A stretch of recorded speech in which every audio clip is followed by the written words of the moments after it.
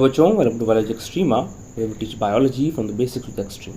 My self Keshav Bansal and आज हम इस वीडियो में ट्रांसलेशन इन यूकैरियोट्स को कंटिन्यू करेंगे। इससे पहले वाली जो वीडियो है उसमें हमने इनिशिएशन जो है वो उससे स्टडी कर लिया है, ठीक है।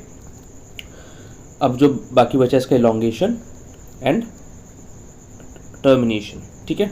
अब ये जो दोनों प्रोसेसेस हैं लगभग मतलब एक्चुअली बहुत ज़्यादा सिमिलर हैं किसके, ट्रांसलेशन इन प्रोकैरियोट्स के केसेस के, ठीक है।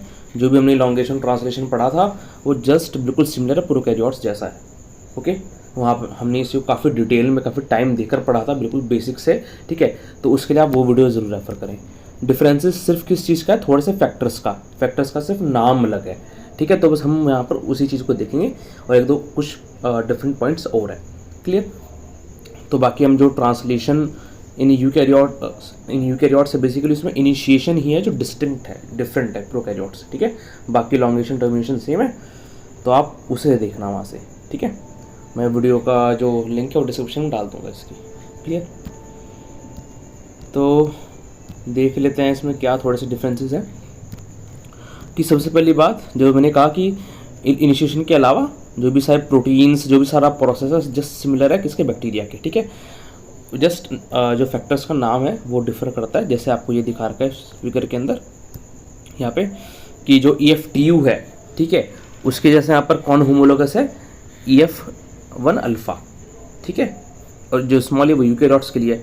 TS का फंक्शन कौन करता है, 1 बीटा गामा। एंड G जो ट्रांसलोकेशन का फंक्शन है वो कौन परफॉर्म करता है, सेकंड, ठीक है। ये नहीं समझ में आएगा आपने, मैंने पहले भी कहा था कि हमेशा यूकैरियोट्स का देखने से पहले प्रोकैरियोट्स को ज़रूर देखो, वीडियो जो डला हुआ है, ठीक है। तो फिर आपको जो प्रोसेस है वो समझ में आ जाएगा, ठीक है। अब हम बात करते हैं, यहाँ पे थोड़ा सा डिफरेंस है कि दो रिलीज फैक्टर्स प्रेजेंट है, ठीक है। एक तो है ERF1, ठीक है, ERF3। वहाँ पर 3 फैक्टर्स प्रेजेंट थे, 1, 2 और 3 था वहाँ पर, ठीक है। यहाँ पर 1 और 3 है, सिर्फ 2 फैक्टर्स हैं।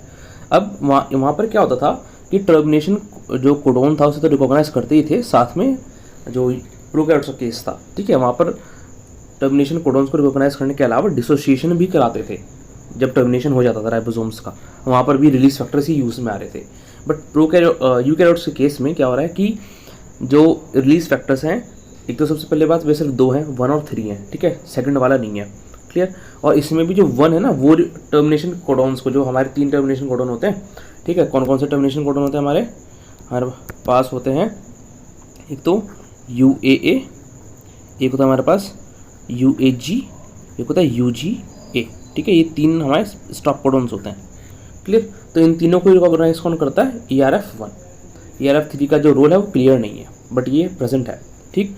अब यहाँ पर जो डिसोसिएशन कराने का है काम, टर्मिनेशन हो जाने के बाद जो राइबोसोम्स mRNA पर हैं उसे डिसोसिएट कराने का काम कौन करेगा, यहाँ पर अलग से एक फैक्टर होता है, उसे हम कहते हैं राइबोसोम रिसाइक्लिंग फैक्टर, ठीक है, राइबोसोम रिसाइक्लिंग फैक्टर, क्लियर।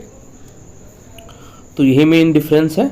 बाकी एक चीज़ और इम्पॉर्टेंट बात है कि बैक्टीरियल जो mRNA होता है, ठीक है, बिकॉज वहाँ पर क्या होता है कि बैक्टीरिया के अंदर प्रोकैरियोट से बेसिकली तो न्यूक्लियस भी नहीं होगा, ठीक है, बाहरी सब काम हो रहा है, ठीक है। तो बाहरी जो डिग्रेडिंग एंजाइम्स होते हैं ना, न्यूक्लियसेस वो अवेलेबल होते हैं, ठीक है, न्यूक्लियसेस वगैरह, RNAs वगैरह। तो क्या होता है बेसिकली हमें पता है कि जो प्रोकैरियोट्स होता है उसके अंदर mRNA में ना 5 प्राइम कैप होती, ठीक है, ना पॉली ए टेल होती।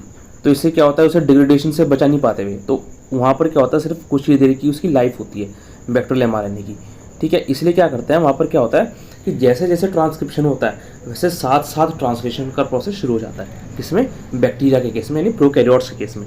जबकि यूकैरियोट्स में हमें पता है कि जो ट्रांसक्रिप्शन का प्रोसेस है वो कहाँ चलेगा, वो चलेगा हमारा DNA के अंदर, सॉरी वो हमारा चलेगा न्यूक्लियस के अंदर, ठीक है। तो वहाँ पर वो आराम से सेफ है। उसके बाद हमें पता है कि mRNA क्या कर देते हैं, प्रोसेसिंग कर देते हैं, 5 प्राइम कैपिंग लगा देंगे, पॉली ए टेल लगा देंगे, ठीक है। तो इससे क्या वो प्रोटेक्ट हो गया, वो जब वो बाहर आएगा ना, न्यूक्लियस से निकल के बाहर आएगा, तो वहाँ पर क्या है, वहाँ पर वो प्रोटेक्ट रहेगा, ठीक है, उसका डिग्रेडेशन नहीं होगा। और यहाँ पर हाफ लाइफ भी बताइए उसकी कितनी, 10 आवर्स की हाफ लाइफ होती है उसकी लगभग, ठीक है।